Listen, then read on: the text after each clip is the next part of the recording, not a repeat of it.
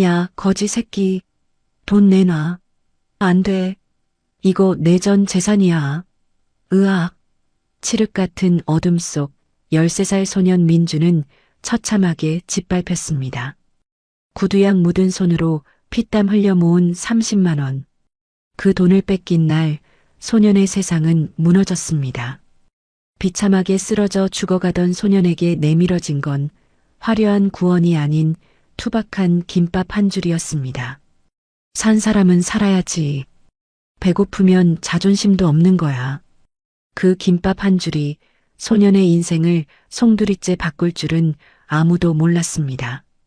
20년 후 성공한 사업가로 돌아온 민준에게 닥친 끔찍한 배신과 음모.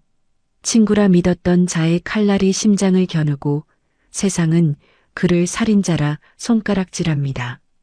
과연 민준은 이 지옥 같은 위기를 뚫고 진실을 밝혀낼 수 있을까요? 그리고 치매에 걸려 자신을 잊어버린 은인, 순자. 할머니와의 약속을 지킬 수 있을까요? 구두약 냄새와 고소한 참기름 냄새가 뒤섞인 눈물 없이는 볼 수 없는 기적 같은 이야기. 사연 시작하기 전에 구독을 꾹 눌러주세요.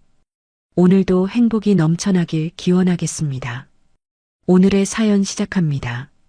새벽 4시의 공기는 살갗을 베어낼 듯 차갑고 날카로웠습니다. 가로등조차 깜빡이는 달동네 골목길에서 13살 민준의 하루는 시작되었습니다.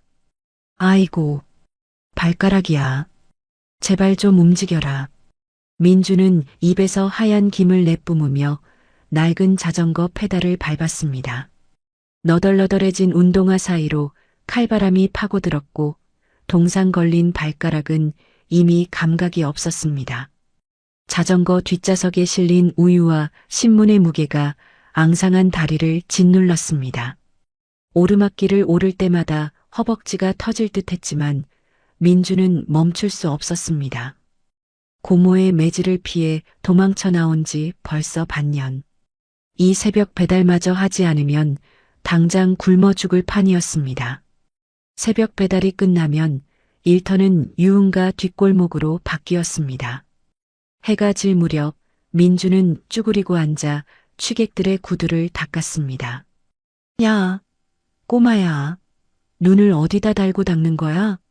광꼬라지가 이게 뭐야? 술 냄새를 풍기는 남자가 민준의 머리통을 툭 치며 시비를 걸었습니다. 죄송합니다. 얼른 다시 닦아드리겠습니다. 민준은 고개를 바짝 숙였습니다.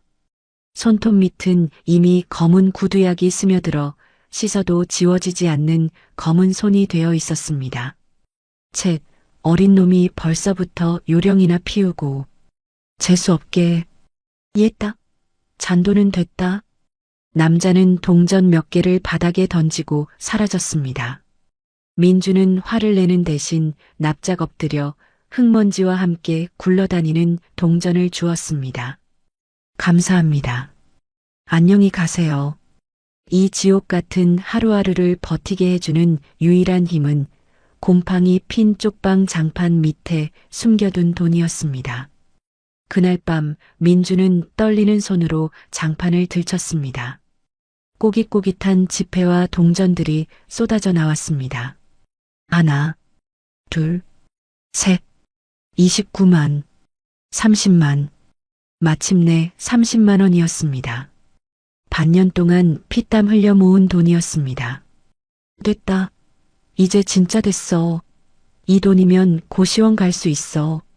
민준의 얼굴에 희미한 미소가 번졌습니다.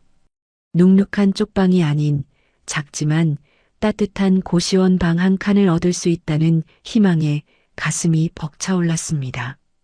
민주는 돈을 헌 옷가지로 꽁꽁 싸서 품에 넣고 쪽방을 나섰습니다. 밤 11시가 넘은 시각, 골목길은 쥐 죽은 듯 고요했습니다. 그때였습니다. 골목 모퉁이를 도는데 어두운 그림자 서너 개가 민준의 앞을 막아섰습니다. 어이, 거지 새끼. 이 밤중에 어딜 그렇게 급하게 가시나? 등골이 오싹해지는 목소리였습니다. 동네 불량배 철호였습니다. 철호의 손에는 쇠파이프가 들려 있었고 패거리들의 눈빛도 먹잇감을 노리는 하이에나처럼 번들거렸습니다. 민주는 본능적으로 품 안에 돈을 꽉 껴안고 뒷걸음질 쳤지만 퇴로는 이미 막혀 있었습니다. 비켜요. 나갈 거예요. 비키라고? 하하. 야, 들었냐? 이 새끼 돈 좀 꽤 모았다며? 좋은 말 할 때 같이 좀 나눠 쓰자. 어? 철호가 비릿한 웃음을 흘리며 다가왔습니다. 안 돼. 이거 내 돈이야. 니들이 뭔데? 절대로 안 돼. 민주는 악을 쓰며 빠져나가려 했지만 철호는 멱살을 잡아 획 내동댕이 쳤습니다. 이 새끼가 확 어디서 눈을 불하려. 퍽! 퍽! 무자비한 발길질이 시작되었습니다. 민주는 바닥에 웅크린 채 필사적으로 돈을 지키려 몸을 말았습니다. 갈비뼈가 부러지는 듯한 소리와 함께 입안이 터져 비릿한 피 맛이 났습니다. 아, 사람 살려요. 살려주세요. 민준이 비명을 질렀지만 골목길의 창문들은 굳게 닫혀 있을 뿐 개미 새끼 한 마리 내다보지 않았습니다. 독한 새끼, 손 안 나? 죽고 싶어 환장했냐? 철호가 쇠파이프를 높이 쳐들더니 민준의 팔을 내리쳤습니다. 으악! 뼈가 끊어지는 고통에 민준의 팔이 풀렸습니다. 그 틈을 타 철호가 돈뭉치를 낚아챘습니다. 오, 꽤 묵직한데? 고생했다, 거지야. 형들이 맛있는 거 사 먹으마. 철호는 피투성이가 된 민준의 얼굴에 가래침을 뱉었습니다. 다음에 또 모으면 형한테 꼬박꼬박 상납해라. 알았냐? 쯧쯧. 철호 패거리는 낄낄대며 어둠 속으로 사라졌습니다. 안 돼. 내 돈. 내 돈인데. 민주는 진흙탕 속에 처박힌 채 손을 뻗었지만 소용없었습니다. 몸이 부서질 것 같은 고통보다 돈을 뺏겼다는 사실이 더 뼈아팠습니다.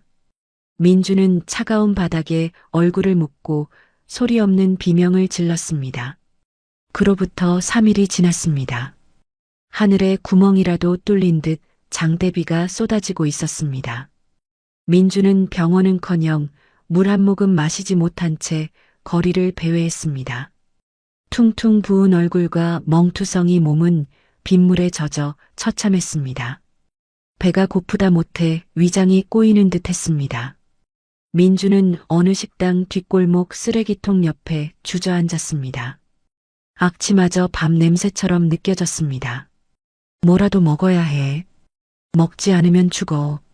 민주는 떨리는 손으로 쓰레기 봉투를 뒤적였지만 나오는 건 쓰레기와 휴지 조각뿐이었습니다. 우! 헛구역질과 함께 현기증이 일어 그대로 쓰레기 더미 옆에 쓰러졌습니다. 이대로 죽는 건가? 엄마, 아빠, 나 너무 추워요. 배고파요. 의식이 가물가물해지던 그때 어디선가 고소한 냄새가 바람을 타고 왔습니다. 참기름 냄새였습니다. 민주는 흐릿한 시야 너머로 김이 모락모락 나는 순잔의 분식 유리창을 보았습니다. 사람들이 김밥을 먹고 어묵 국물을 마시는 모습이 천국처럼 보였습니다. 한 입만, 딱 한 입만 먹고 싶다. 손님들이 남기고 간 꼬투리라도 주워 먹고 싶다는 본능이 꿈틀거렸습니다. 하지만 굶어 죽을지언정 도둑질이나 구걸은 하지 않겠다는 마지막 자존심이 민준의 발목을 잡았습니다. 민준은 유리창에 손을 댔다가 힘없이 떨구었습니다. 안 돼. 그러면 정말 거지가 되는 거야. 그때였습니다. 드르륵. 분식집 문이 벌컥 열리며 앞치마를 두른 순자가 튀어나왔습니다. 순자는 빗물에 젖은 생쥐꼴의 민준을 발견하고는 눈을 크게 떴습니다. 민준은 깜짝 놀라 뒷걸음질 쳤습니다. 저 안 훔쳤어요. 진짜예요. 그냥 지나가는 길이었어요. 하지만 순자는 성큼성큼 다가와 민준의 손목을 낚아챘습니다. 이놈아, 비가 이렇게 쏟아지는데 거기서 뭐하고 자빠졌어? 순자의 우렁찬 목소리에 민주는 숨이 턱 막혔습니다. 순자는 찢어진 옷과 멍든 얼굴, 구두약으로 새까만 손톱 밑을 훑어보더니 미간을 찌푸렸습니다. 그러고는 다짜고짜 민준을 가게 안쪽으로 질질 잡아 끌었습니다. 민준의 몸에서 떨어지는 시커먼 빗물이 순자의 앞치마에 묻었지만 순자는 눈 하나 깜짝하지 않았습니다. 아, 아줌마. 저 돈 없어요. 놔주세요. 저 돈 없다니까요. 민준이 버둥거렸지만 순자의 소나기 힘은 셌습니다. 잔말 말고 따라와. 어린 놈이 비 맞고 청승은. 순자는 비틀거리는 민준을 가게 안쪽, 난로 옆 가장 따뜻한 아랫목 자리에 거칠게 털썩 앉혔습니다. 따뜻한 온기가 얼어붙은 몸을 감싸자 민준은 왈칵 눈물이 쏟아질 것만 같았습니다. 자, 뜨거우니까 후 불어서 먹어라. 순자는 김이 모락모락 나는 어묵 국물과 두툼한 김밥 2줄을 식탁 위에 툭 내려놓았습니다. 투박한 스테인리스 그릇에 담긴 국물 위로 썬파와 김가루가 동동 떠다녔고 참기름 냄새가 코를 찔러왔습니다. 민주는 멍하니 김밥을 바라보았습니다. 햄, 맛살, 단무지, 시금치, 계란. 속이 꽉 찬 김밥이 윤기가 자르르 흐르고 있었습니다. 침이 꼴깍 넘어갔지만 선뜻 손을 뻗을 수가 없었습니다. 돈이 없다는 사실이 그리고 낯선 이의 호의가 두려웠기 때문입니다. 뭐해? 제사 지내냐? 식기 전에 얼른 퍼먹으라니까. 순자가 핀잔을 주듯 퉁명스럽게 소리쳤습니다. 그제야 민주는 조심스럽게 젓가락을 들었습니다. 떨리는 손으로 김밥 1개를 집어 입에 넣었습니다. 우물우물. 순간 민준의 눈이 휘둥그레졌습니다. 고소한 참기름 향과 짭조름한 햄, 달콤한 단무지가 입안에서 한데 어우러졌습니다. 3일 만에 처음으로 뱃속으로 들어오는 음식이었습니다. 그 다음부터는 기억이 없었습니다. 민주는 마치 굶주린 짐승처럼 김밥을 입안으로 쑤셔 넣었습니다. 씹지도 않고 삼키다 목이 메면 뜨거운 어묵 국물을 벌컥벌컥 들이켰습니다. 국물이 식도를 타고 내려가 텅 빈 위장에 닿자 온몸에 찌릿한 전율이 흘렀습니다.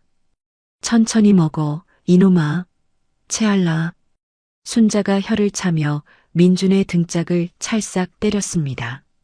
아프지 않았습니다. 오히려 그 손길이 따뜻하게 느껴졌습니다.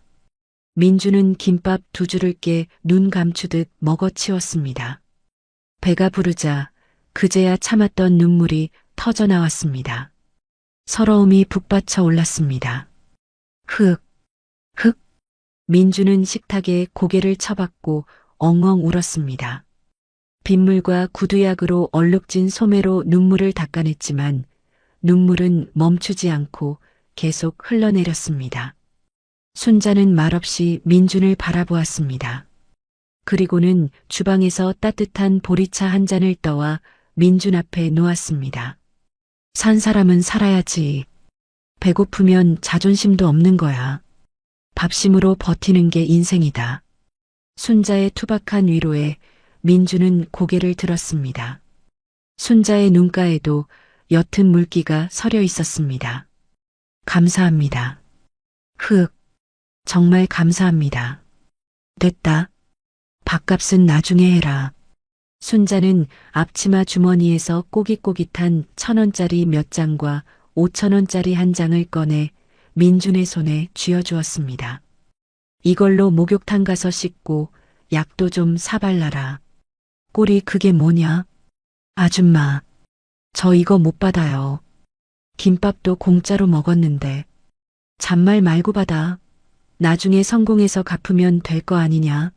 이자까지 쳐서 갚아, 알았어? 순자의 호통에 민주는 돈을 꼭 쥐었습니다. 그 돈은 단순히 종이 조각이 아니었습니다. 세상에 버려진 줄 알았던 자신을 잡아준 유일한 동아줄이었습니다.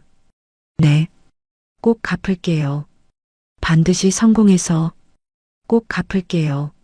민주는 순자에게 90도로 허리 숙여 인사하고 가게를 나섰습니다. 비는 그쳤지만 민준의 마음속에는 따뜻한 햇살이 비치기 시작했습니다.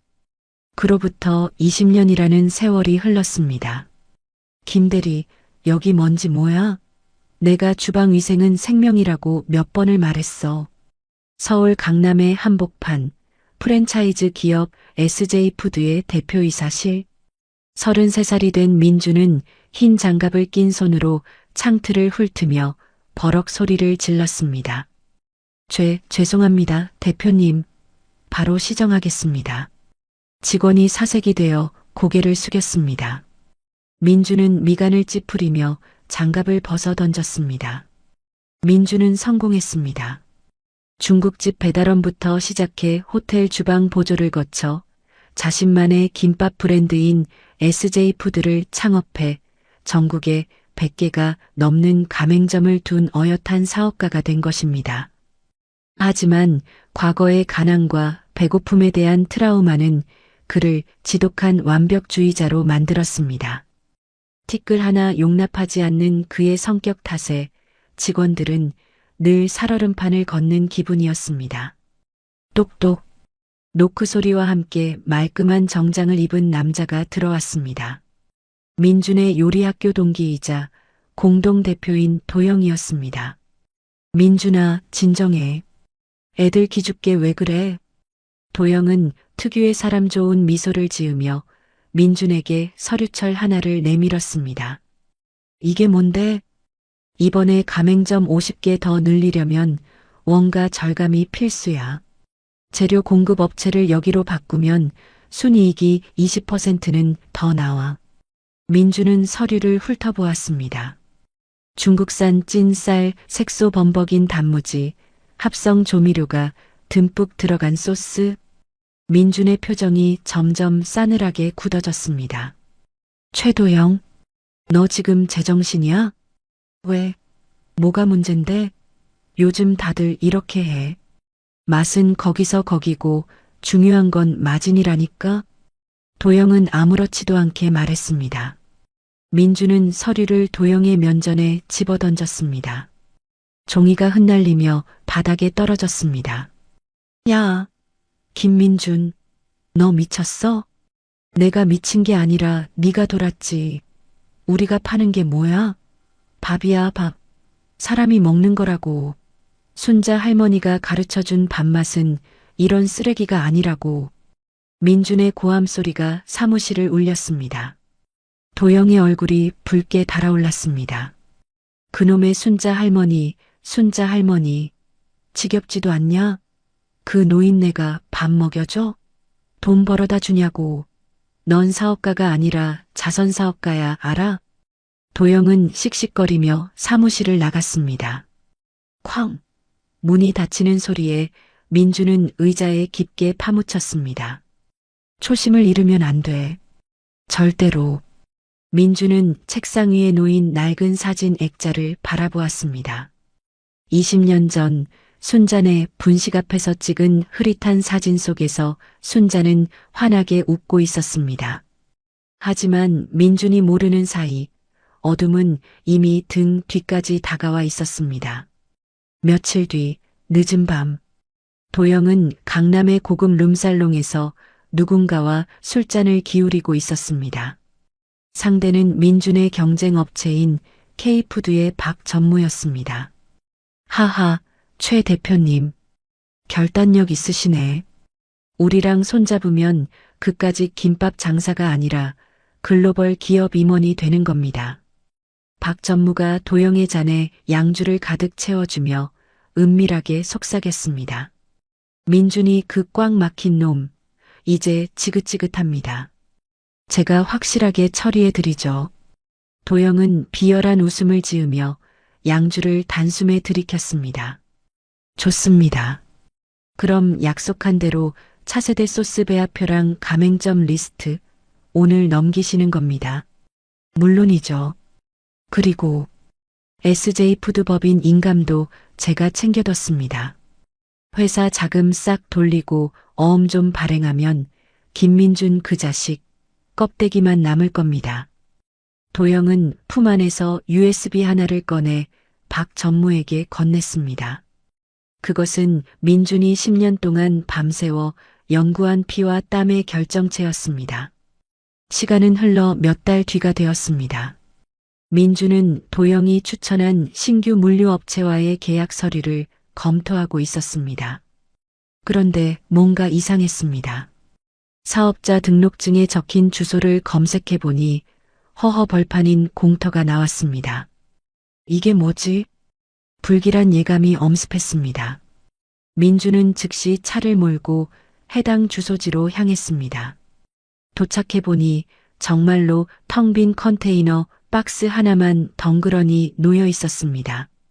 최도영? 설마. 민준은 떨리는 손으로 도영에게 전화를 걸었습니다. 전원이 꺼져 있어 소리샘으로 연결되어 오며 전화를 받지 않았습니다. 회사 재무팀장에게 전화를 걸어보았지만 그 역시 받지 않았습니다. 심장이 미친 듯이 뛰기 시작했습니다. 민주는 과속을 하며 회사로 차를 돌렸습니다. 해가 지고 어둑어둑해진 회사 주차장에 도착했을 때 익숙한 차 한 대가 보였습니다. 도영의 차였습니다. 민주는 차 뒤에 몸을 숨기고 도영을 지켜보았습니다. 도영은 누군가와 통화를 하며 비릿한 웃음을 흘리고 있었습니다. 박 전무님. 다 끝났습니다. 네네. 김민준 그 새끼? 아무것도 몰라요. 내일 아침이면 세상이 뒤집어질 겁니다. 하하. 네, 공항에서 뵙죠. 도영은 통화를 마치고 휘파람을 불며 차에 올랐습니다. 민주는 다리에 힘이 풀려 주저앉고 말았습니다. 믿었던 친구의 배신, 그리고 다가올 파멸의 그림자가 민준의 목을 조여오고 있었습니다. 다음 날 아침 8시, 민준은 충혈된 눈으로 회사 로비에 들어섰습니다. 밤새 한숨도 자지 못한 채 뜬 눈으로 밤을 지새운 탓에 머리가 깨질 듯 아파왔습니다. 어제 주차장에서 목격한 도영의 모습이 악몽처럼 머릿속을 맴돌았습니다. 제발 아니길 꿈이길. 민주는 간절한 마음으로 엘리베이터 버튼을 눌렀습니다. 하지만 사무실에 들어선 순간 민준의 마지막 희망은 산산조각이 났습니다. 대표님, 큰일 났습니다. 비서 이 실장이 울상이 되어 달려왔습니다. 평소 침착하던 그녀의 모습은 온데간데없고 헝클어진 머리와 떨리는 목소리가 사태의 심각성을 말해주고 있었습니다. 무슨 일이야? 도영이는? 최 대표 어디 있어? 민준이 다급하게 물었습니다. 최 대표님은 연락이 안 됩니다. 그리고 서버가 회사 메인 서버가 다 털렸습니다. 고객 정보, 가맹점 계약서, 레시피 데이터까지 싹 다 사라졌어요. 뭐? 민주는 귀를 의심했습니다. 다리에 힘이 풀려 휘청거리자 이 실장이 황급히 부축했습니다. 그뿐만이 아닙니다. 재무팀장, 영업팀장 핵심 임원들이 단체로 사직서만 책상에 남겨두고 잠적했습니다. 법인 계좌도 잔고가 0원입니다. 민주는 개발실로 뛰어들어갔습니다. 책상의 컴퓨터들은 하드가 뽑힌 채 나뒹굴고 있었고 벽에 걸려있던 보안 금고는 활짝 열려 텅 비어 있었습니다. 도영의 자리는 마치 처음부터 아무도 없었던 것처럼 깨끗하게 치워져 있었습니다. 이 계좌식? 민주는 주먹으로 책상을 내리쳤습니다. 도영은 이미 회사의 모든 것을 훔쳐 경쟁사인 K푸드로 도주했고 민준에게는 수십억의 빚더미와 껍데기뿐인 회사만 남겨놓은 것입니다. 그때였습니다. 와장창 로비 쪽에서 유리가 깨지는 굉음이 들려왔습니다. 김민준 나와. 이 사기꾼 새끼야. 거칠고 험악한 고함 소리가 사무실을 울렸습니다. 민준이 뛰어나가 보니 험상궂은 문신을 한 사채업자 10여 명이 야구 방망이를 들고 난동을 부리고 있었습니다. 공포에 질린 여직원들은 책상 밑으로 숨어 비명을 질렀습니다. 당신들 뭐야? 여기가 어디라고 행패야? 민준이 소리쳤습니다. 그러자 우두머리로 보이는 남자가 민준에게 성큼성큼 다가와 멱살을 잡았습니다. 뭐? 행패? 야, 이 새끼야. 내 친구 최도영이가 내 이름으로 어음 발행해서 돈 빌려간 게 얼만 줄 알아? 자그마치 30억이야, 30억. 30억? 민준의 얼굴이 하얗게 질렸습니다. 도영이 법인 인감을 도용해 사채까지 끌어다 쓴 것이었습니다. 도영이가 튀었으니 대표인 네가 갚아야지. 안 그래? 친구 잘못 둔 죄라고 생각하고 돈 내놔. 우두머리가 민준의 뺨을 툭툭 치며 조롱했습니다. 민준은 숨이 턱 막혀왔습니다. 20년 전 철호 패거리에게 짓밟히고 돈을 뺏겼던 그날의 공포가 되살아났습니다. 식은 땀이 비 오듯 쏟아지고 가슴을 쥐어짜는 듯한 통증이 밀려왔습니다. 커. 민주는 가슴을 부여잡고 바닥에 쓰러졌습니다. 공황장애 발작이었습니다. 사채업자들은 쓰러진 민준을 보고 낄낄거리며 침을 뱉었습니다. 쉬하지 마, 임마. 돈 갚을 때까지 매일 찾아올 테니까 각오해. 그들은 집기류를 부수고 붉은 라카로 벽에 돈 갚아라고 낙서한 뒤 유유히 사라졌습니다. 민주는 깨진 유리 조각 위에서 흐느끼며 정신을 잃었습니다. 일주일 뒤 회사는 최종 부도 처리가 되었습니다. 민준의 아파트와 차에는 붉은 압류 딱지가 덕지덕지 붙었습니다. 쫓겨나듯 집을 나온 민준은 갈 곳이 없어 서울 변두리의 곰팡내 나는 여인숙 달방에 숨어들었습니다. 화려했던 CEO 김민주는 온데간데 없고 덥수룩한 수염에 초점 없는 눈동자를 한 페인만이 남아 있었습니다. 민주는 하루 종일 커튼을 치고 어둠 속에 웅크려 소주병만 들이켰습니다. 최도영 죽여버릴 거야, 죽여버릴 거야. 술에 취해 중얼거렸지만 현실은 시궁창이었습니다. 편의점에 라면이라도 사러 나갈 때면 모자를 깊게 눌러쓰고 사람들의 시선을 피해야 했습니다. 어머, 저 사람 뉴스에 나온 그 망한 대표 아니야? 맞아, 친구한테 사기당해서 쫄딱 망했다며? 쯧쯧. 수군거리는 소리가 환청처럼 귓가에 맴돌았습니다. 도영의 비웃음 소리도 끊임없이 들려왔습니다. 병신 같은 새끼, 넌 나한테 안 돼. 평생 바닥이나 기어다녀. 민주는 괴로움에 머리를 감싸 쥐고 벽에 머리를 쿵쿵 찧었습니다. 그만해. 닥쳐. 제발 그만해. 더 이상 살 이유가 없었습니다. 모든 희망이 사라진 민주는 비틀거리는 몸을 이끌고 밖으로 나갔습니다. 차가운 밤 공기가 뜨겁게 달아오른 얼굴을 식혀주었지만 마음속의 불길은 꺼지지 않았습니다. 민주는 마포대교 난간 앞에 섰습니다. 검푸른 강물이 넘실거리는 아래를 내려다보았습니다. 저 차가운 물속으로 뛰어들면 이 지긋지긋한 고통도 배신감도 모두 끝날 것 같았습니다. 엄마 아빠 저 이제 갈게요. 너무 힘들어요. 민주는 신발을 벗으려 했습니다.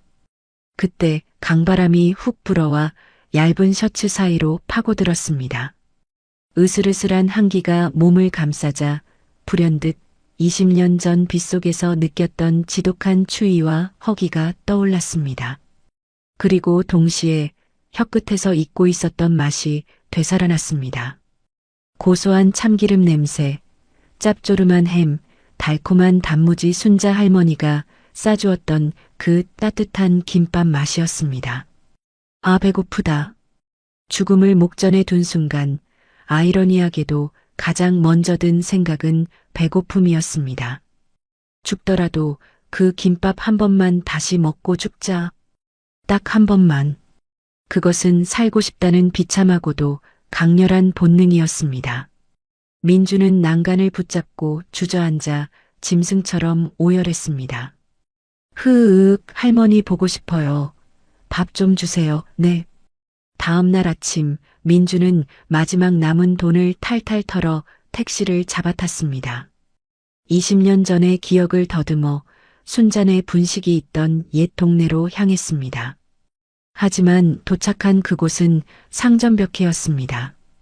꼬불꼬불하던 골목길과 낡은 집들은 온데간데 없고 거대한 아파트 단지와 상가들이 들어서 있었습니다. 순잔의 분식이 있던 자리는 편의점으로 변해 있었습니다. 민주는 망연자실하여 편의점에 들어갔습니다. 저기 혹시 여기 있던 분식집 할머니 어디 가셨는지 아세요? 편의점 주인은 귀찮다는 듯 대답했습니다. 아, 그 꼬장꼬장한 욕쟁이 할머니? 몰라요. 치매 걸려서 어디 요양병원에 버려졌다는 소문은 들었는데 가족도 없다며? 쯧쯧, 인생무상이지. 요양병원이요? 어디 있는 건지 아세요? 제발요. 민준이 간절하게 매달리자 주인은 턱짓으로 어딘가를 가리키며 대충 알려주었습니다. 경기도 외곽의 낡은 요양병원이었습니다. 민준의 가슴이 미어지는 듯 했습니다. 자신처럼 세상에 잊히고 병들어 버려진 순자. 민주는 당장 할머니를 만나야겠다는 생각뿐이었습니다. 그것이 마지막 작별 인사가 될지 아니면 새로운 시작이 될지는 알 수 없었지만 민주는 무작정 병원을 향해 뛰기 시작했습니다. 그날 오후 민주는 경기도 외곽의 한 요양병원 앞에 도착했습니다. 페인트가 벗겨진 낡은 건물에서는 소독약 냄새와 퀴퀴한 노인 냄새가 섞인 묘한 악취가 진동했습니다. 민주는 떨리는 마음으로 접수대를 거쳐 병실로 향했습니다. 복도에는 초점 없는 눈으로 허공을 응시하는 노인들이 휠체어에 앉아 있거나 침대에 누워 신음하고 있었습니다. 관리조차 제대로 되지 않아 욕창이 생긴 환자들의 모습에 민준의 가슴이 답답해져 왔습니다. 박순자 환자분 302호입니다. 간호사가 무심하게 가리킨 곳은 복도 끝 가장 구석진 병실이었습니다. 문을 열자 6인실 병실의 텁텁한 공기가 민준을 맞이했습니다. 그리고 창가 쪽 가장 구석자리 휠체어에 묶인 채 창밖만 멍하니 바라보고 있는 백발의 노파가 보였습니다. 민준은 숨이 턱 막혔습니다. 20년 전 우렁찬 목소리로 자신을 혼내던 당당한 순자의 모습은 온데간데 없고 앙상하게 마른 몸에 헝클어진 머리를 한 힘없는 노인만이 그곳에 있었습니다. 할머니. 민준이 다가가 떨리는 목소리로 불렀습니다. 순자가 천천히 고개를 돌렸습니다. 초점 없는 탁한 눈동자가 민준을 향했습니다. 입가에는 침이 흘러내리고 있었습니다. 할머니 저예요. 저 기억나세요? 20년 전에 비 오는 날 김밥 얻어먹었던 꼬마 민준이요. 민준이 울먹이며 순자의 앙상한 손을 잡았습니다. 손등은 거칠고 차가웠습니다. 순자는 멍하니 민준을 바라보더니 입을 열었습니다. 누구세요? 밥 줘요. 민준의 심장이 쿵 내려앉았습니다. 자신을 전혀 알아보지 못하는 것이었습니다.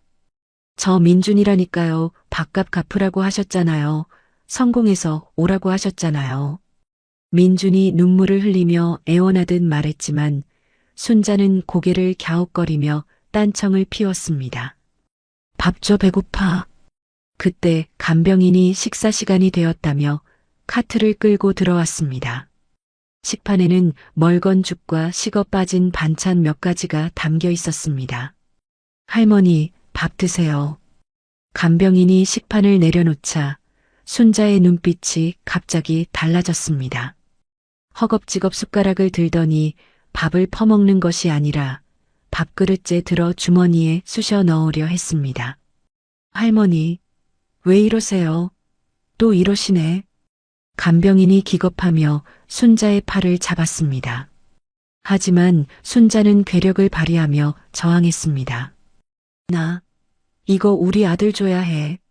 우리 아들 배고플 텐데. 내 새끼 밥 줘야 한다고. 순자의 비명 같은 외침이 병실을 울렸습니다. 민주는 그 자리에 얼어붙고 말았습니다. 아들도 가족도 없다던 순자가 찾는 아들. 그것은 바로 20년 전 굶주림에 떨던 어린 민준이었습니다. 아, 좀 드시라니까 왜 챙겨요. 옷 다 버리게.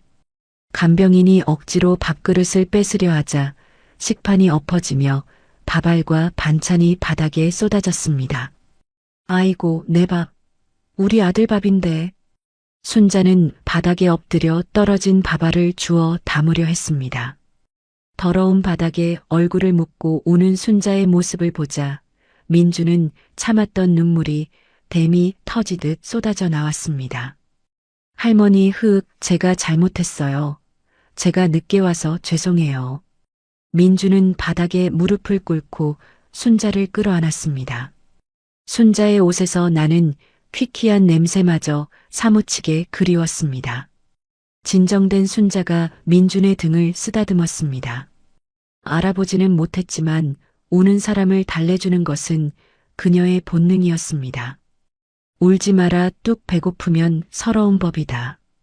순자는 콧노래를 흥얼거렸습니다. 옛날 가게에서 김밥을 말 때 부르던 그 노래였습니다. 그러더니 주머니 깊숙한 곳에서 무언가를 꺼내 민준의 손에 쥐어주었습니다.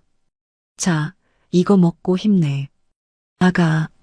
그것은 체온에 녹아 끈적해진 알사탕 하나였습니다. 포장지도 벗겨진 채 먼지가 묻어 있었지만 민준에게는 세상 그 어떤 보석보다 빛나 보였습니다. 20년 전 김밥을 다 먹고 나갈 때 순자가 입가심해라 하며 쥐어줬던 그 박하사탕이었습니다. 민준은 사탕을 꽉 쥐고 오열했습니다. 치매로 모든 기억을 잃었으면서도 배고픈 사람을 먹여야 한다는 그 따뜻한 마음만은 잃지 않은 순자. 민주는 병원 복도 벤치에 앉아 순자가 준 사탕을 입에 넣었습니다. 달콤하고 알싸한 박하향이 입안 가득 퍼지며 눈물 젖은 목구멍을 타고 넘어갔습니다. 나는 대체 뭘 위해 달렸던 걸까? 성공하겠다고, 돈 많이 벌어서 떵떵거리고 살겠다고 앞만 보고 달렸습니다. 그 과정에서 친구도 잃고 자신의 영혼마저 잃어버렸습니다. 정작 가장 중요한 사람과 나눔은 잊고 살았던 것입니다. 순자의 녹은 사탕이 민준의 얼어붙은 심장을 녹였습니다. 복수심으로 가득 찼던 마음에 따뜻한 빛이 스며들었습니다. 다시 시작하자. 이번엔 진짜 밥 장사를 하는 거야. 민주는 자리에서 벌떡 일어났습니다. 눈빛이 달라져 있었습니다. 죽으러 갔던 한강 다리 위의 패배자는 더 이상 없었습니다. 민주는 여인숙으로 돌아와 짐을 정리했습니다. 그리고 손목에 차고 있던 명품 시계를 풀었습니다. 성공의 상징이자 마지막 자존심이었던 시계였습니다. 민주는 전당포로 달려가 시계를 헐값에 넘겼습니다. 그 돈을 종잣돈 삼아 중고차 매매 단지로 갔습니다. 이거 굴러가기는 해요? 민준이 가리킨 것은 폐차 직전의 낡은 트럭이었습니다. 곳곳에 녹이 슬고 페인트가 벗겨져 고철 덩어리나 다름없었지만 민준의 눈에는 희망의 마차로 보였습니다. 민준은 밤새 트럭을 닦고 또 닦았습니다. 녹슨 부분을 사포로 문지르고 광을 냈습니다. 비싼 간판을 달 돈은 없었기에 문방구에서 산 도화지의 매직으로 삐뚤빼뚤하게 글씨를 썼습니다. 기적 김밥. 화려한 퓨전 요리도 값비싼 재료도 아니었습니다. 순자 할머니가 20년 전 자신에게 만들어 주었던 투박하지만 정성이 가득 담긴 기본 김밥. 그것이 민준의 무기였습니다. 민준은 쌀을 씻으며 다짐했습니다. 이 김밥으로 다시 일어설 거야. 그리고 할머니 꼭 모셔올게요. 다음 날 새벽 4시, 민주는 재래시장으로 향했습니다. 가장 신선한 시금치와 당근을 직접 고르고 다듬었습니다. 자동화 기계 대신 손으로 밥을 펴고 김밥을 말았습니다. 손끝에 닿는 밥알의 온기가 민준에게 살아있음을 느끼게 해주었습니다. 아침 7시, 출근길 직장인들이 바쁘게 오가는 길목에 민준의 트럭이 멈춰 섰습니다. 민준은 넥타이 대신 앞치마를 두르고 머리띠를 질끈 동여맸습니다. 따뜻한 김밥 드시고 가세요. 아침 굶지 마세요. 기적의 김밥입니다. 민준의 쉰 목소리가 새벽 공기를 갈랐습니다. 20년 전 신문 배달을 하던 그 소년처럼 민준은 다시 세상과 맞설 준비를 마쳤습니다. 김밥 1줄 주세요. 얼마예요? 출근길에 바쁜 직장인이 힐끔거리며 물었습니다. 허름한 트럭과 삐뚤빼뚤한 간판이 미심쩍어 보였는지 표정이 떨떠름했습니다. 2,000원입니다. 따뜻할 때 드세요. 민주는 환한 미소로 김밥을 건넸습니다. 편의점 김밥보다 싼 가격에 손님은 의아해하며 김밥을 받아들었습니다. 한 입 베어 문 손님의 눈이 커졌습니다. 이거 옛날에 엄마가 싸주던 맛인데? 화려한 소스도 자극적인 맛도 없었지만 갓 지은 밥의 구수함과 재료 본연의 맛이 어우러진 깊은 풍미가 입안을 가득 채웠습니다. 맛있네요. 1줄 더 주세요. 손님은 엄지손가락을 치켜 세웠습니다. 그렇게 시작된 기적 김밥의 입소문은 무서운 속도로 퍼져나갔습니다. 야, 저기 트럭 김밥 먹어봤어? 대박이야. 속도 편하고 집밥 같아. 사장님이 직접 재료 손질한다는데 새벽부터 나와서 준비하더라. 개업 일주일 만에 트럭 앞에는 긴 줄이 늘어섰습니다. 민주는 쉴 새 없이 김밥을 말았습니다. 손목이 시큰거리고 허리가 끊어질 듯 아팠지만 맛있게 먹었습니다라는 손님들의 인사 한마디에 피로가 씻은 듯 사라졌습니다. 어느 날 새벽 인력시장 근처에 트럭을 세워두고 재료를 준비하던 민주는 한 중년 남성을 발견했습니다. 허름한 작업복을 입은 남성은 일감을 구하지 못했는지 멍하니 바닥만 쳐다보고 있었습니다. 민주는 20년 전 자신의 모습을 보는 것 같아 가슴이 아려왔습니다. 말없이 김밥 2줄과 따뜻한 어묵 국물을 포장해 남성에게 다가갔습니다. 식사하셨습니까? 이거 드시고 힘내세요. 남성은 깜짝 놀라 민준을 쳐다보았습니다. 돈 없는데. 괜찮습니다. 그냥 드리는 거예요. 저도 예전에 배고플 때 누가 밥 줘서 살았거든요. 나중에 돈 많이 버시면 그때 갚으세요. 민주는 씩 웃으며 남성의 손에 김밥을 쥐어주었습니다. 남성은 떨리는 손으로 김밥을 받아들고는 길바닥에 주저앉아 허겁지겁 먹기 시작했습니다. 목이 메어 국물을 들이켜면서 하염없이 눈물을 흘리는 남성의 모습, 그리고 그 곁에서 등을 두드려주는 민준. 마침 근처를 지나던 한 유튜버가 이 장면을 우연히 촬영해 SNS에 올렸습니다. 눈물의 김밥 트럭 사장님의 따뜻한 인성 대박 유유. 영상은 순식간에 조회수 100만 회를 돌파하며 화제가 되었습니다. 아, 저 사장님 SJ푸드 그 김민준 대표 아니야? 맞아. 친구한테 배신당하고 망했다더니 저기서 재기했네. 와, 멘탈 갑이다. 진짜 멋있다. 댓글 창에는 응원과 감동의 메시지가 쏟아졌습니다. 유명 먹방 유튜버들이 앞다퉈 찾아와 기적 김밥을 소개했고 민준의 트럭은 명소가 되었습니다. 민준은 매일 번 돈의 절반을 떼어 사채업자에게 송금했습니다. 처음엔 장난하냐며 윽박지르던 사채업자들도 민준의 끈기와 성실함, 그리고 대중의 지지를 확인하고는 더 이상 행패를 부리지 않았습니다. 오히려 김 사장 파이팅 해라. 돈은 천천히 갚아도 된다며 응원까지 해주는 기현상이 벌어졌습니다. 방송을 본 투자자들이 연락을 해왔습니다. 흩어졌던 옛 직원들도 하나둘씩 찾아왔습니다. 대표님, 다시 시작해요. 저희가 돕겠습니다. 이 실장과 주방 직원들의 눈물 어린 호소에 민주는 용기를 냈습니다. 투자금과 모은 돈을 합쳐 작은 가게를 얻었습니다. 간판은 다시 순자네로 달았습니다. 재오픈 날 가게 앞은 인산인해를 이루었습니다. 민주는 주방에서 쉴 새 없이 김밥을 말며 행복한 비명을 질렀습니다. 반면 도영이 이끄는 K푸드는 상황이 좋지 않았습니다. 도영이 훔쳐간 레시피로 대량 생산한 공장제 김밥은 플라스틱 맛이 난다. 재료가 부실하다는 혹평을 받으며 매출이 곤두박질 쳤습니다. 이게 다 뭐야? 마케팅팀 뭐 하는 거야? 도영은 사무실에서 고함을 지르며 결제 서류를 집어 던졌습니다. 이사님, 소비자들이 순잔의 김밥이랑 비교하면서 불매운동까지 벌이고 있습니다. 직원의 보고에 도영의 눈이 뒤집혔습니다. 김민준 이 끈질긴 새끼가. 도영은 이를 갈았습니다. 자신이 짓밟았다고 생각한 민준이 보란듯이 제기하여 승승장구하는 꼴을 도저히 볼 수가 없었습니다.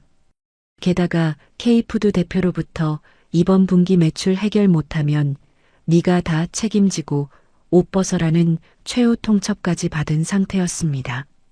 안 돼, 내가 어떻게 여기까지 왔는데. 도영은 이성을 잃었습니다.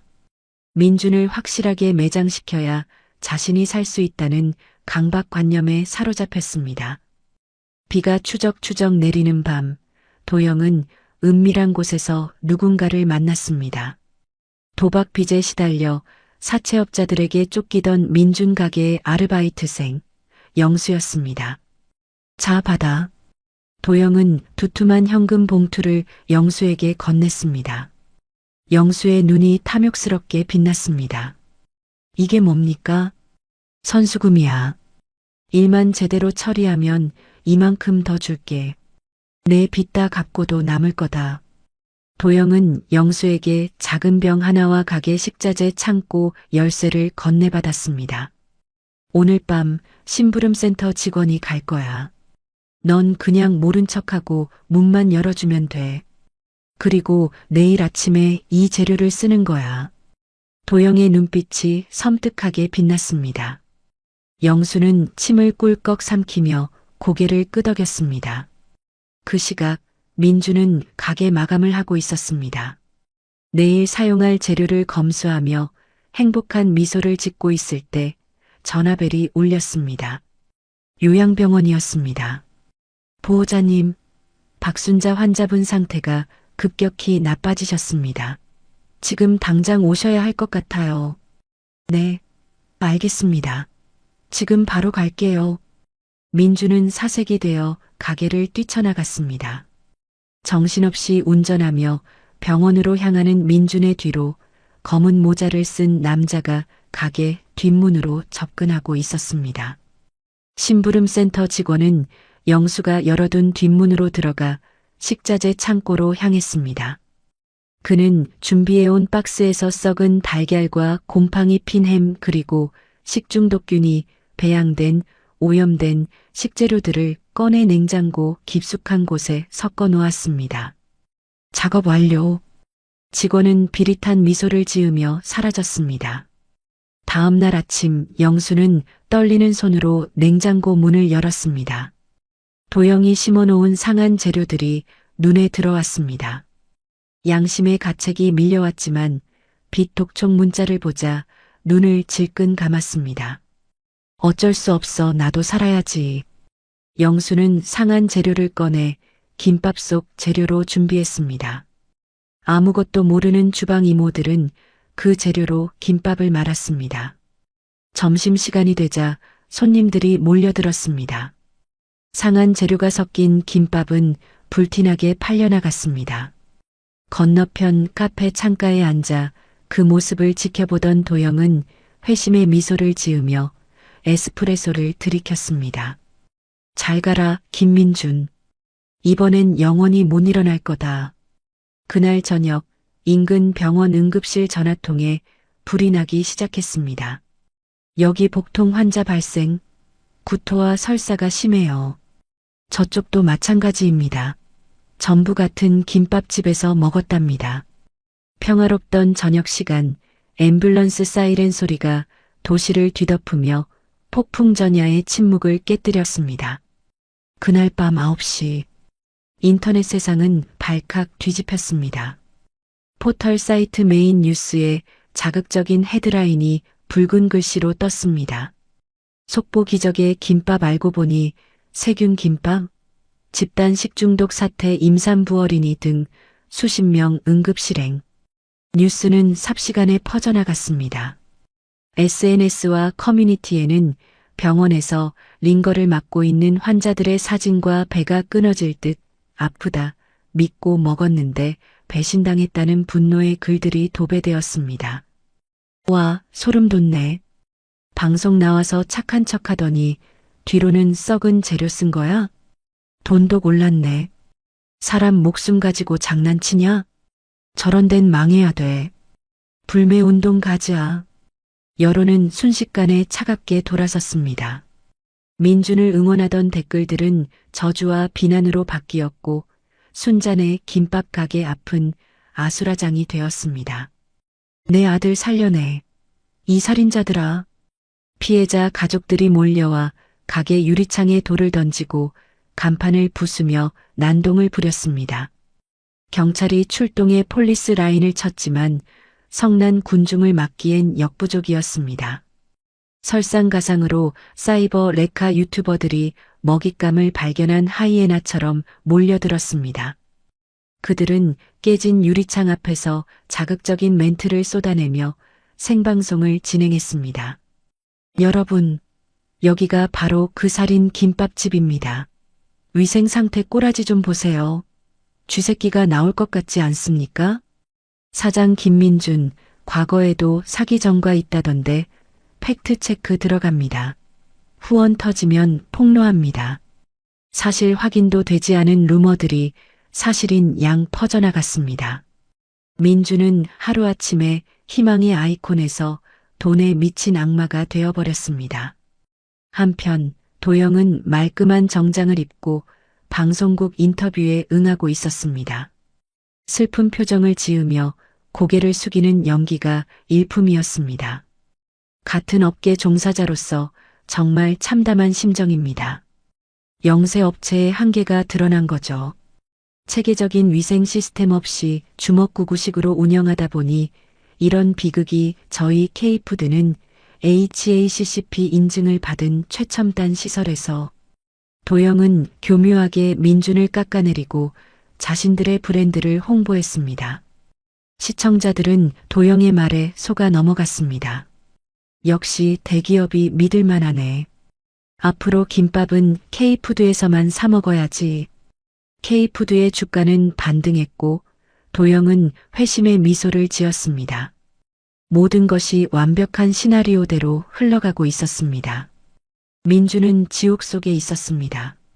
병원에서 순자의 곁을 지키던 중 뉴스를 접하고 급히 가게로 달려왔지만 이미 모든 것이 망가진 뒤였습니다. 건물주에게서 전화가 왔습니다. 야, 김민준, 당장 방 빼. 내 가게 때문에 건물값 똥값 됐어. 내일까지 안 비우면 용역 불러서 다 드러낼 줄 알아. 보건소에서는 영업정지 처분 통지서가 날아왔습니다. 피해자들의 보상금 청구 소송도 줄을 이었습니다. 합의금만 수십억 원. 가게 보증금을 빼고 집기류를 다 팔아도 턱없이 부족한 금액이었습니다.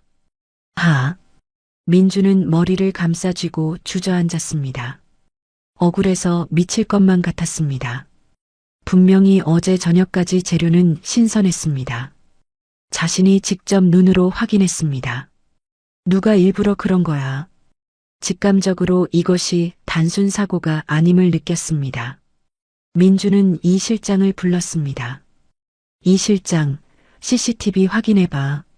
어제 저녁부터 오늘 아침까지 수상한 사람 없었어? 네, 대표님 그게. 이 실장이 울먹이며 태블릿 PC를 내밀었습니다. CCTV가 지워졌습니다. 어제 밤 10시부터 오늘 아침 6시까지 딱 그 시간대만 녹화 기록이 없어요. 뭐라고? 민준의 눈빛이 매섭게 변했습니다. 외부인이 침입해서 CCTV를 지웠을 리는 없었습니다. 비밀번호를 아는 내부 소행이 분명했습니다. 어제 마감 누구였어? 그리고 오늘 오픈은? 어제 마감은 저랑 대표님이 하셨고 오늘 오픈은 알바생 영수 씨가. 영수? 김영수? 민주는 영수에게 전화를 걸었습니다. 지금은 전화를 받을 수 없어. 전화기가 꺼져 있었습니다. 쎄한 느낌이 들었습니다. 평소 성실하고 싹싹해서 민준이 아끼던 영수였습니다. 빚이 좀 있다는 건 알고 있었지만 설마 그가 배신했을 거라고는 상상도 못했습니다. 이 자식 어디 갔어? 민주는 영수의 자취방으로 달려갔지만 이미 방은 텅 비어 있었습니다. 도망친 것이었습니다. 확신은 의심으로 굳어졌습니다. 그리고 그 배후에 누가 있을지 뻔했습니다.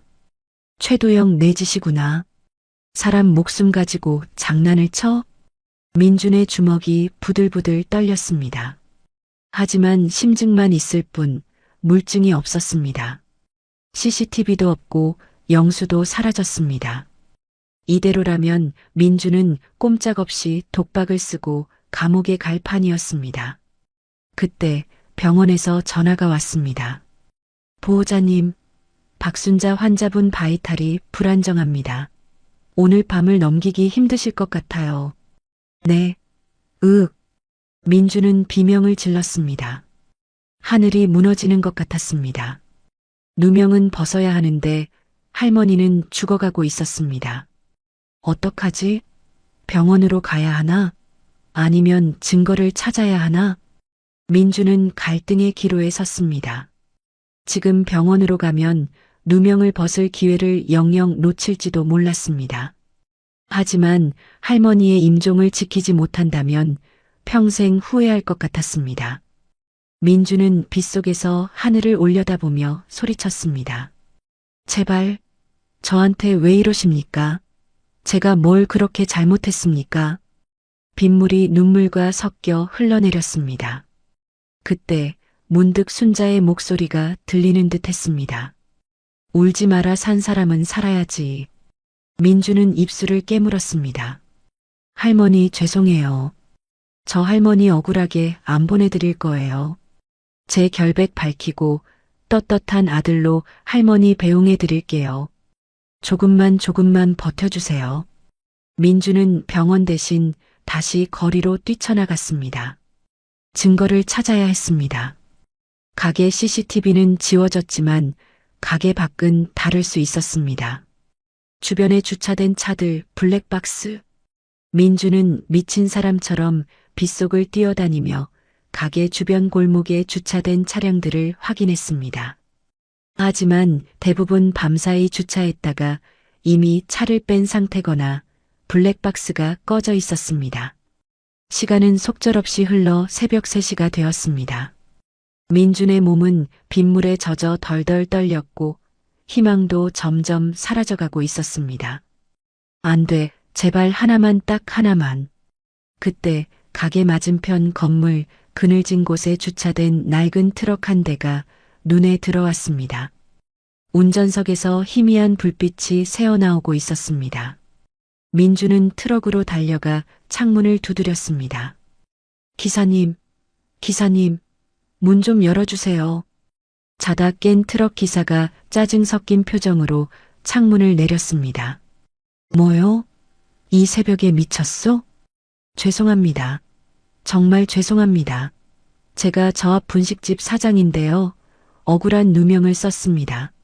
제발 블랙박스 좀 확인하게 해주세요. 살해하겠습니다. 제 전 재산을 다 드리겠습니다. 민주는 빗물 젖은 아스팔트 바닥에 무릎을 꿇고 빌었습니다. 그의 처절한 모습에 트럭 기사의 표정이 누그러졌습니다. 아이고, 그 뉴스에 나온 식중독 사건 말이요? 거참 일단 들어와 봐요. 기사는 블랙박스 메모리 카드를 꺼내 노트북에 연결했습니다. 민주는 숨을 죽이고 모니터를 응시했습니다. 화면에는 간밤의 빗줄기만 하염없이 찍혀 있었습니다. 민준의 가슴이 타들어갔습니다. 영상을 2배속으로 돌리던 그때, 잠깐만요. 멈춰보세요. 민준이 소리쳤습니다. 화면 구석, 가게 뒷문 쪽으로 우비를 입은 남자가 박스를 들고 접근하는 모습이 찍혀 있었습니다. 그리고 잠시 후 그 남자가 빈 박스를 들고 나오는 장면까지 선명하게 포착되었습니다. 이놈이네. 이놈이 범인이네. 기사가 소리쳤습니다. 민주는 주먹을 불끈 쥐었습니다. 하지만 남자의 얼굴은 모자에 가려 잘 보이지 않았습니다. 이것만으로는 부족했습니다. 기사님, 혹시 소리는 안 들릴까요? 민준이 떨리는 목소리로 물었습니다. 기사는 볼륨을 최대로 높였습니다. 빗소리에 묻혀 잘 들리지 않았지만 남자가 어딘가로 전화를 거는 듯한 웅웅거리는 소리가 들렸습니다. 민주는 귀를 스피커에 바짝 갖다 댔습니다. 치직 네 이사님 작업 완료했습니다. 내 뒷문 열려 있었고 영수 그 친구가 네. 영수 이사님. 민준의 눈이 번쩍 뜨였습니다. 심부름센터 직원의 목소리였습니다. 그리고 그가 통화하는 상대방 이사님은 최도영이 분명했습니다. 잡았다 최도영. 결정적인 증거였습니다. 민주는 메모리 카드를 가슴에 품고 트럭을 뛰쳐나왔습니다. 이제 반격의 시간이었습니다. 민주는 확보한 블랙박스 영상을 들고 곧바로 경찰서로 달려갔습니다. 새벽 4시의 경찰서는 취객들의 고성으로 소란스러웠지만 흠뻑 젖은 채 눈에 핏발이 선 민준의 기세에 당직 형사들도 잠시 침묵했습니다. 증거 가져왔습니다. 범인 잡을 수 있습니다. 민준이 내민 메모리 카드 속 영상을 확인한 형사들의 표정이 진지해졌습니다. 영상 속 남자의 인상착의와 통화 내용, 그리고 특정된 시간대, 수사는 급물살을 탔습니다. 경찰은 즉시 심부름센터 직원을 추적했고 반나절 만에 그를 긴급 체포했습니다. 처음에는 범행을 부인하던 직원은 통화 녹음과 입금 내역을 들이밀자 고개를 떨구었습니다. 최도영 이사가 시켰습니다. 돈 준다고 해서. 곧이어 잠적했던 알바생 영수도 검거되었습니다. 영수는 민준을 보자마자 바닥에 엎드려 오열했습니다. 사장님 죄송해요. 빚 때문에 제가 미쳤었어요. 흐엉. 모든 퍼즐이 맞춰졌습니다. 민준은 변호사와 상의하여 즉각적인 대응에 나섰습니다.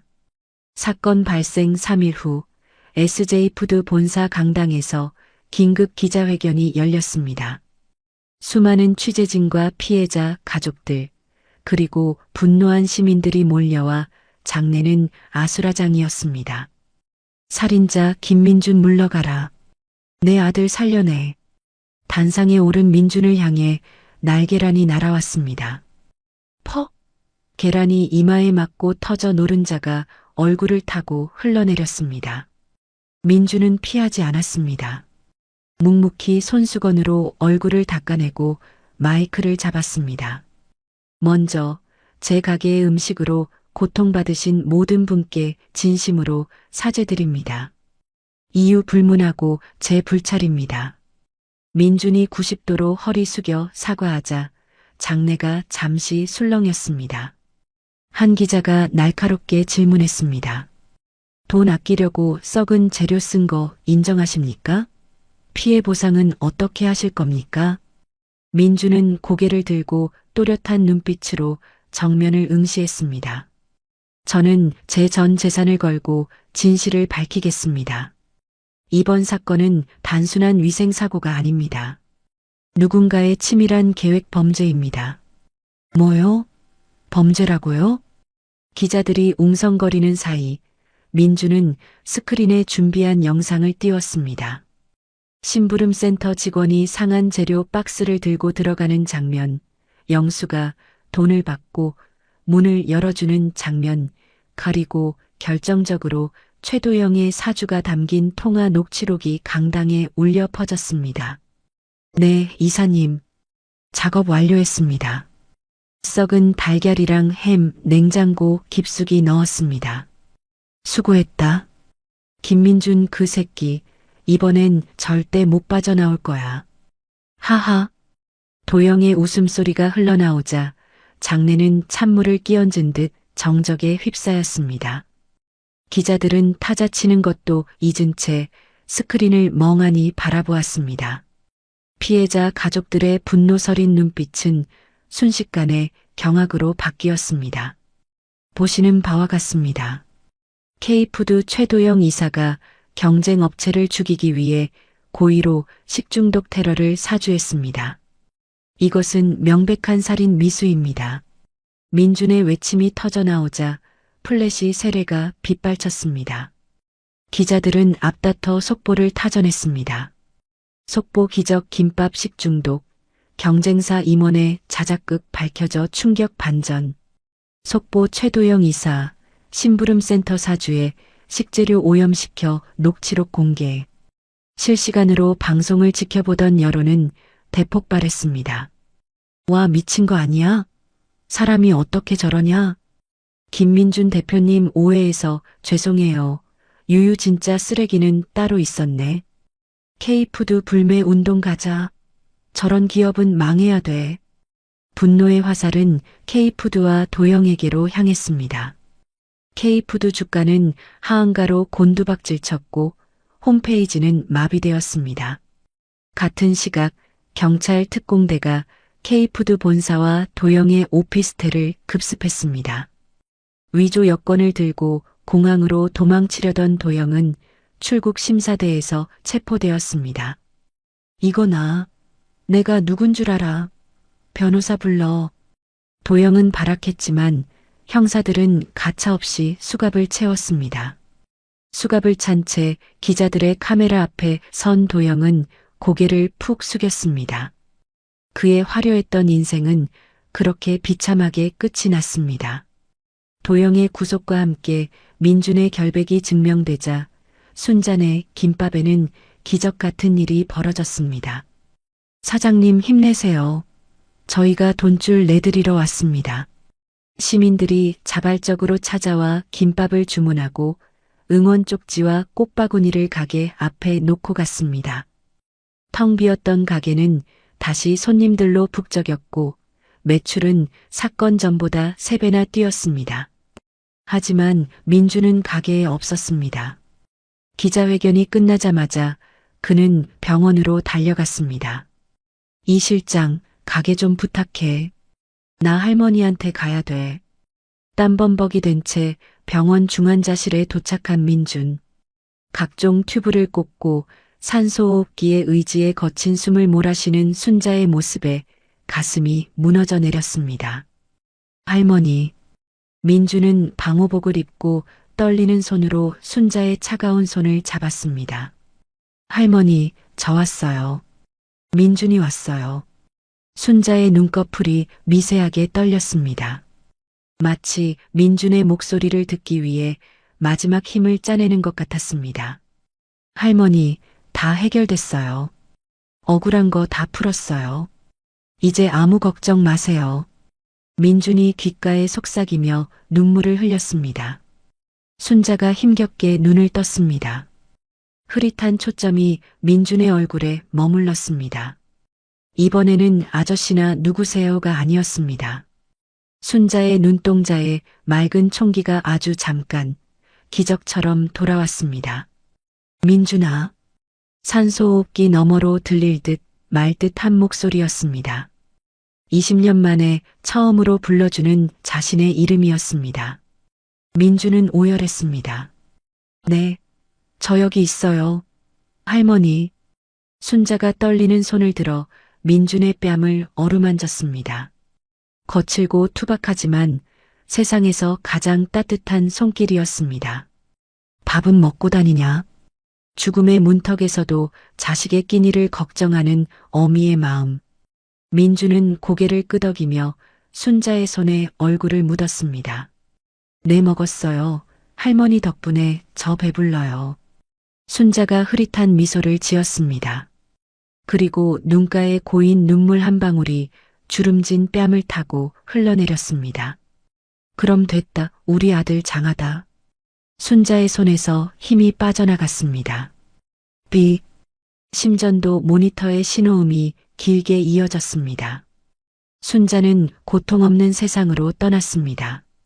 할머니, 안 돼요. 할머니, 엄마. 민주는 순자를 끌어안고 목 놓아 울었습니다. 병실이 떠나가라 울부짖는 민준의 통곡 소리가 복도에 메아리 쳤습니다. 20년 전 빗속에서 떨던 고아 소년을 걷어 먹인 분식집 아줌마. 그녀는 피 한 방울 섞이지 않았지만 민준에게는 그 누구보다 위대한 어머니였습니다. 순자의 장례식장은 여느 빈소와는 사뭇 달랐습니다. 으리으리한 화환이나 유명 인사들의 조문 행렬 대신 낡은 점퍼를 입은 일용직 노동자, 꼬깃꼬깃한 조이금을 든 시장상인, 교복을 입은 학생들, 그리고 노숙자 차림의 사람들이 줄을 이었습니다. 아이고, 순자씨.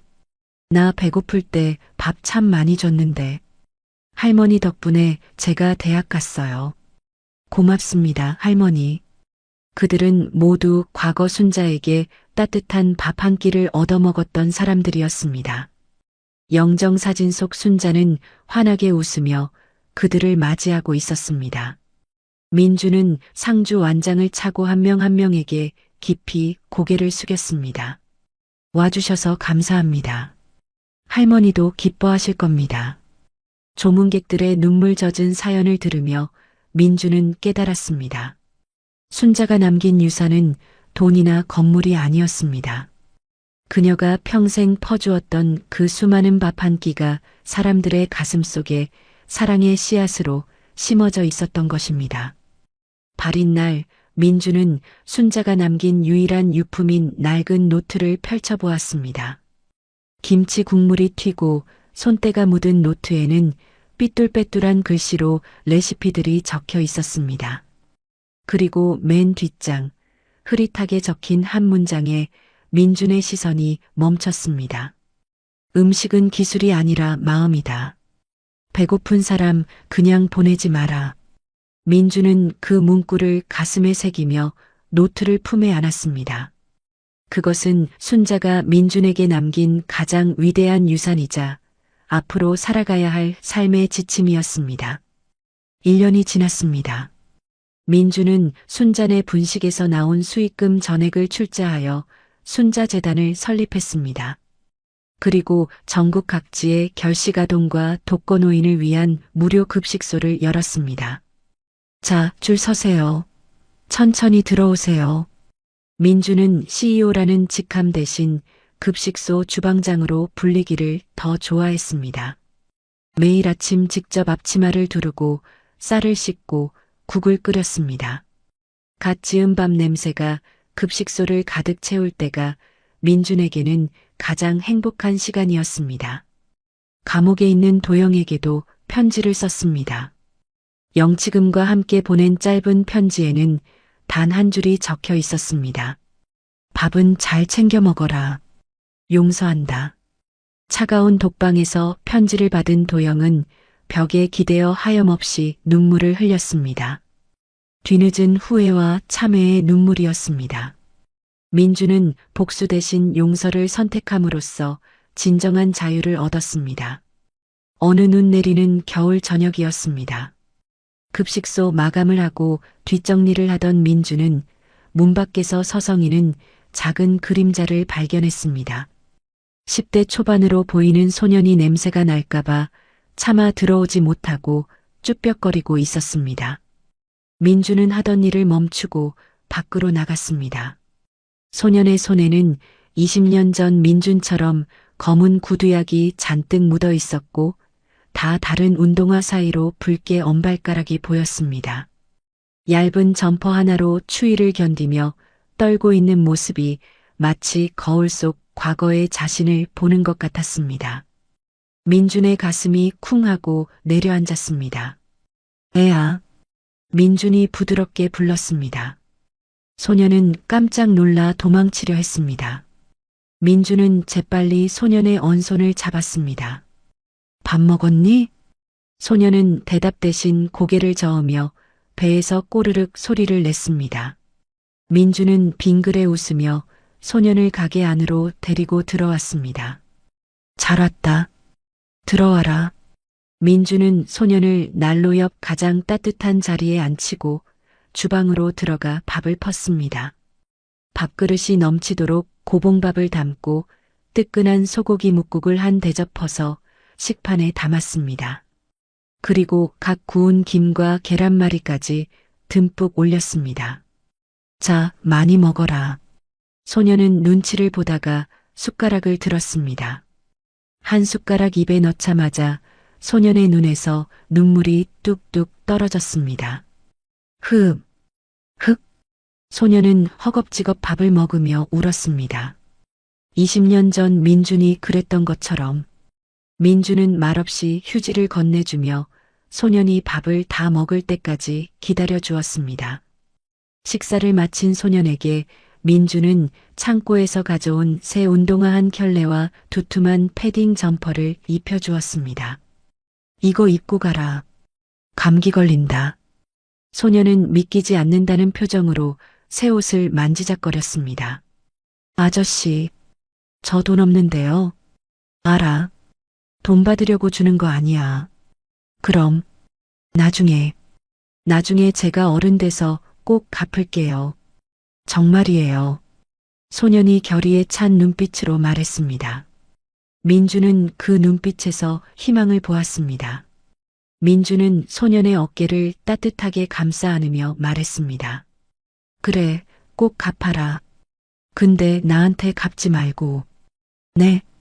나중에 너처럼 배고프고 힘든 사람 만나면 그때 그 사람한테 갚아. 알았지? 소년은 잠시 생각하더니 힘차게 고개를 끄덕였습니다. 네, 알겠어요. 소년이 급식소 문을 열고 나갔습니다.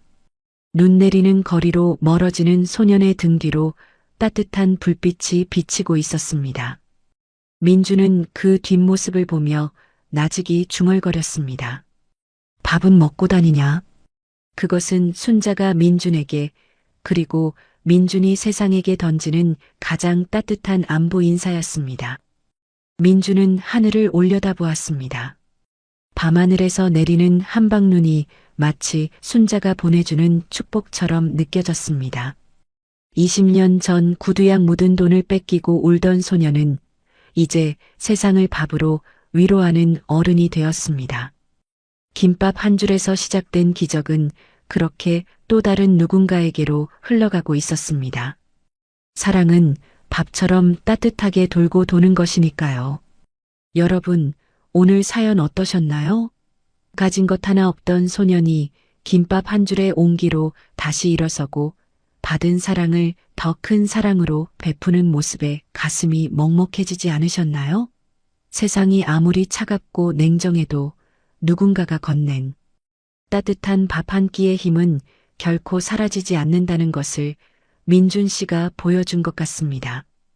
혹시 지금 힘든 시간을 보내고 계신 분이 있다면 오늘 민준 씨의 이야기처럼 따뜻한 기적이 찾아오기를 진심으로 응원합니다. 그리고 주위를 둘러보세요. 여러분의 작은 관심이 누군가에게는 생명을 살리는 김밥 한 줄이 될 수도 있습니다. 밥은 먹고 다니냐는 투박한 인사 속에 담긴 깊은 사랑, 잊지 않으셨으면 좋겠습니다. 이야기를 끝까지 들어주신 분이 계시다면 잘 들었다고 댓글 하나만 남겨주세요. 감사합니다.